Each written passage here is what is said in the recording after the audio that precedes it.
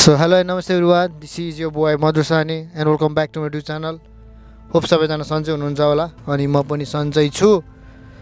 So yes, अहिले चाहिँ हामी घुम्न जान लागेको छौं. त्यो भन्दा अगाडि चाहिँ हुन्छ नि मेरो यहाँ सानो काम छ भोडाफोनमा अनि त्यसपछि त्यहाँनिर जाँदै छौं म मोहित अनि सन्देश. सो मोहितले चाहिँ ड्राइभ गरेर आएको छ. तपाईहरु यदि मेरो पुरानो सब्स्क्राइबर हुनुहुन्छ स्टार्टिङ डेबाट चिन्नुहुन्छ भने चाहिँ होपफुली तपाईहरुले मोहितलाई चिन्नु नै हुन्छ किनकि जो चाहिँ मेरो हुन्छ नि युट्युबको फर्स्ट जर्नीमै मेरो हरेक दिनदेखि बाइक किन्नेदेखि लिएर हुन्छ नि so we been together from long time भनौँ न. सो हामी चिनेकै 7 क्लासबाट हो. सो यदि तपाईहरु पुरानो अडियन्स हुन्छ नि you guys know very well to हिम.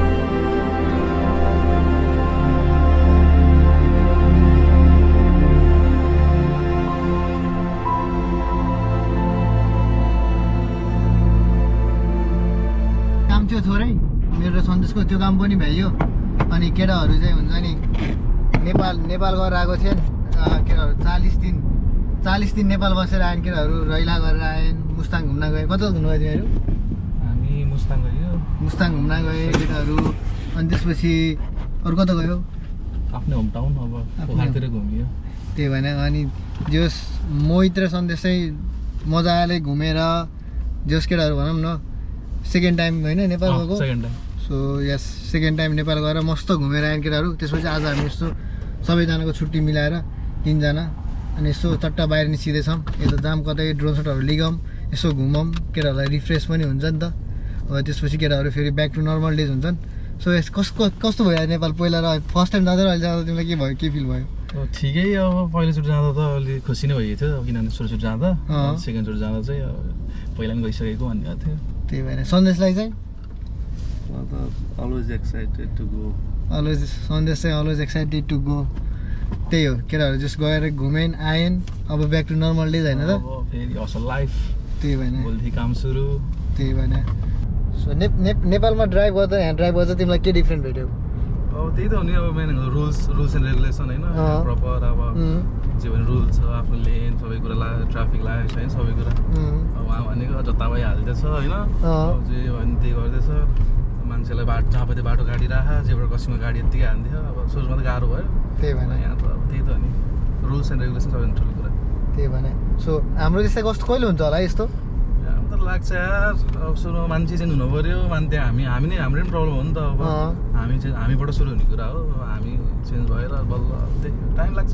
त्यही भएर यदि यो चुनावमा हुन्छ नि मान्छेले राइट क्यान्डिडेटहरूलाई भोट गरेन भने चाहिँ होपफुली चेन्ज हुन्छ होला. हुनसक्छ अब त्यही हो अब नयाँ जेनेरेसनलाई भोट हाल्नु पऱ्यो होइन. पहिलाको जस्तो अब त्यही केपी भन्यो भने त्यही हालत.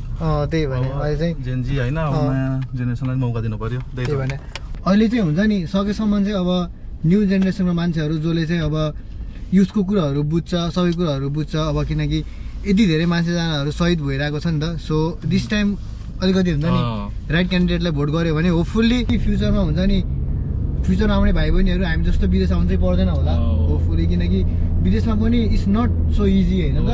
सो लाइफ दुःख गर्नुपर्छ. अब वर्षमा अब छुट्टी मनाउनु भनेको केटाहरूको 40 दिन छुट्टी मनायो. अब म गयो भने 30 दिन 40 दिन भनेर त्यही नै हो क्या लाइफ. रियालिटी लाइफ पुरा गर्ने भने नर्मल्ली अब मान्छेहरू के हुन्छ अस्ट्रेलिया गयो भने मजाले कमायो भन्ने हुन्छ नि त होइन. तर मान्छे नेपालदेखि सोच्दा हुन्छ नि सबैको त्यस्तै हो. तर रियालिटी कस्तो थाहा हुँदैन होइन.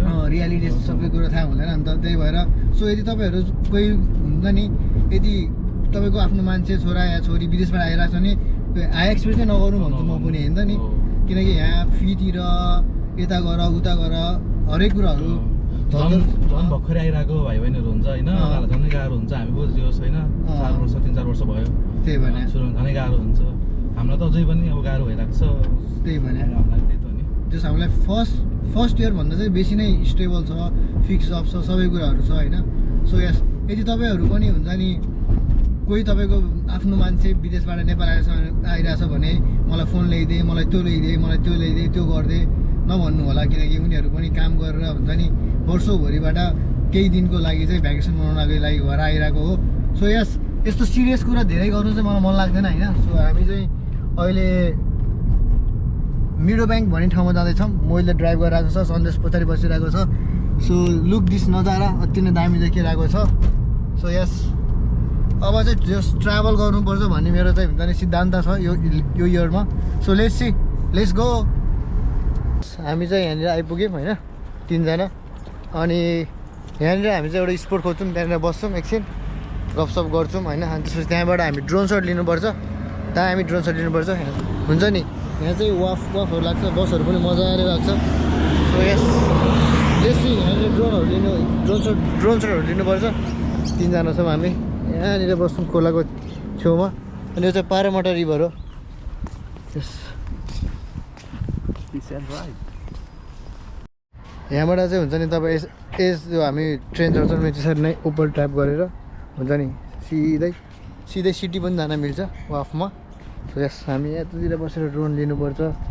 लेट्स सी यहाँनिर के छ कन्डिसन। दामी केटाहरू त्यहाँ छन्, लेट्स सी।